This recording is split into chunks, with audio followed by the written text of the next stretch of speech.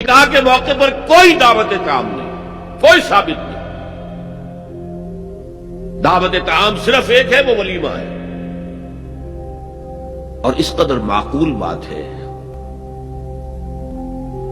سب باپ اپنے سینوں پر ہاتھ رکھ کر سوچیں اور میری بات سنیں، کیا بیٹی کو گھر سے رخصت کرنے کا وقت جو ہے وہ خوشی کا وقت ہوتا ہے؟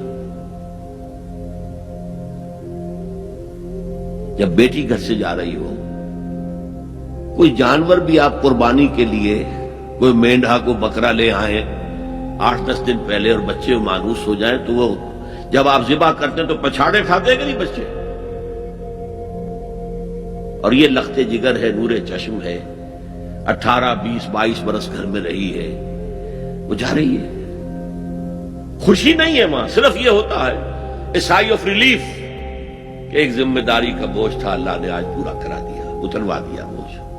پھر بھی اندیشہ ہوتا ہے، پتہ نہیں مزاج ملے نہ ملے، نئے ماحول میں جا رہی ہے، وہاں جا کر ایڈجسٹ ہو یا نہ ہو، اندیشے پھر بھی ہوتے ہیں۔